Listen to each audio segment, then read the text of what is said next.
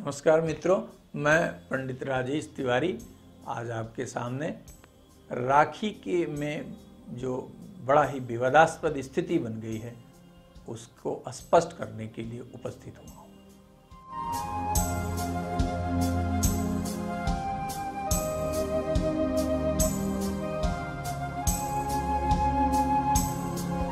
सबसे पहले दर्शकों, राखी के विषय में जो बड़ा अजीब सी असमंजस सी स्थिति बन गई है इसको मैं स्पष्ट करना चाहूँगा।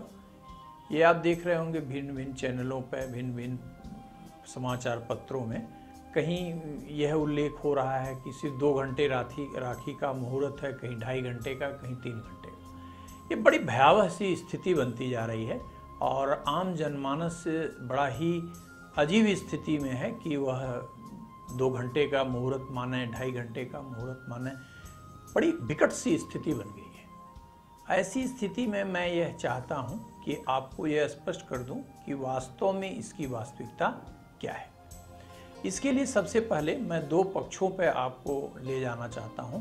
जैसे सबसे पहले ये कहा जा रहा है कि 7 अगस्त 2017 को पूर्णिमा है और इसी दिन जो है, जो मौलिक रूप से हमारे राखी का संस्कार या त्यौहार जो मनाते हैं हम, उसमें 2 अमुक समस्या आ रही है। वो ये पहली समस्या कि भद्रा है, इसलिए आप राखी नहीं बांध सकते और जब तक 11 बजे तक इसका भोग रहेगा तब तक आपको राखी से मना किया जा रहा है। दूसरा, उसके बाद चंद्रग्रहण, यद्यपि यह चंद्रग्रहण खंडग्रास चंद्रग्रहण है, लेकिन चंद्रग्रहण होने के कारण भद्रा के बाद का समय सूतक में लिया जा रहा है, जिसके कारण वास्तव में 11 बजे से लेके और आपको लगभग 1 बजे का समय यानी 2 से 2.5 घंटे प्राप्त हो रहे हैं। 2 से 2.5 घंटे में वर्षों, पूरे वर्ष तक इंतजार करने के बाद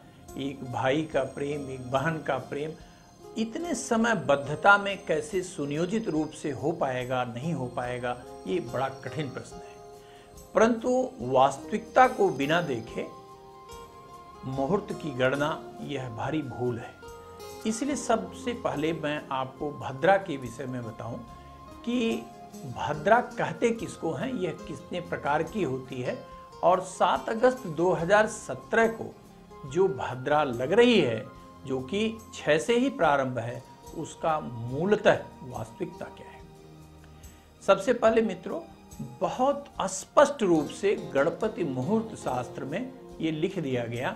2 श्लोक ही मैं आपको बताता हूँ, ये पर्याप्त है आपके लिए कि आप स्वतः ही भद्रा का भेद समझ जाएंगे। सबसे पहले लिखा गया कि जब कभी भी चंद्रमा नामक ग्रह मेष राशि में, वृष राशि में, मिथुन राशि में अवस्थित होगा या वृश्चिक राशि में अवस्थित होगा तो भद्रा स्वर्गलोक की कही जाती है।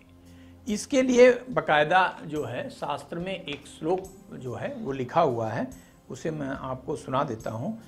अब्जत्रये जे लिंगे च भद्रा स्वर्गलोक चारिणी, कन्याद्वये धनुर्युग में चंद्रे भद्रा रसातले।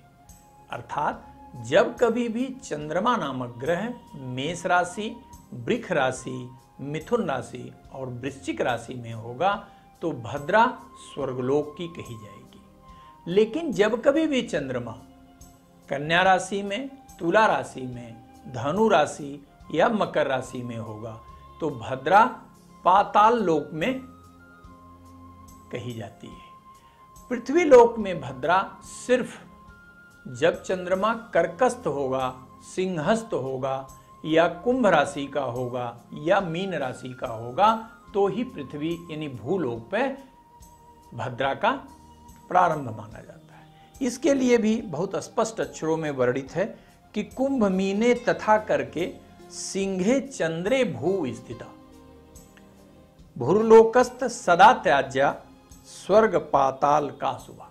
अर्थात जब कभी भी चंद्रमा सिंह राशि में, कर्क राशि में, कुंभ राशि या मीन राशि में होगा तो भूलोक यानी जहां हम निवास करते हैं जिस पृथ्वी पे, वहां पे भद्रा पाई जाएगी और इस भद्रा में कोई भी शुभ कार्य नहीं करना चाहिए।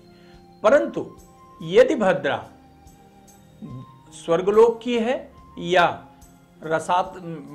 रसातल की है या पाताल लोक जिसे कह लीजिए पाताल लोक की है, तो भूमि पर रहने वाले लोगों के लिए ये प्रेम श्रेयस्कारी और कल्याणकारी परिणाम प्रदान करती है। परंतु बिना शास्त्र को देखे बस ये एक, आप खुद भी देखेंगे कि यह एक फैशन सा होता जा रहा है कि हर त्योहार में मत भिन्नता और पैनिक बना देना कि नहीं वास्तव में लोग भयभीत हो, जबकि यथार्थ जो है वह यह है कि 7 अगस्त 2017 को भद्रा वो पाताल लोक की है जो हमारे लिए कल्याणकारी है, और कल्याणकारी भद्रा में हम शुभ कार्य अर्थात राखी का कार्य कर सकते हैं। अर्थात भद्रा का कोई भी निषेध, कहीं भी कोई परहेज नहीं करना है। प्रथम स्पष्ट भद्रा का मैंने कर दिया। अब ग्रहण के विषय में मैं बता दूं कि निश्चित रूप से खंड ग्रास चंद्रग्रहण है जिसे आंशिक चंद्रग्रहण कहा जाता है। चंद्रग्रहण का स्पर्श रात्रि 10:52 पर है, और जब कभी भी ग्रहण खंड होता है या आंशिक होता है तो उसका सूतक 8 घंटे पहले प्रारंभ होता है। रात्रि 10:52 पर जो ग्रहण का स्पर्श हो रहा है उसका सूतक दिन के 2:52 पर प्रारंभ होगा। अर्थात मित्रों, सुबह प्रातः नवोदित सूर्य किरणों के साथ और दोपहर 2:52 यानी कुल आप पूरे लगभग 9 घंटे शुभ मुहूर्त है, और इसमें राखी का कार्यक्रम आराम से आप करिए, निश्चिंतता पूर्वक करिए। निश्चित ही ये समय परम कल्याणकारी कहा जाएगा। हाँ, ध्यान रखिए, समय को आप इस प्रकार सुनियोजित करें, इस प्रकार उसकी योजना बनाएं कि राखी का कार्यक्रम दोपहर 2:52 के पहले खत्म।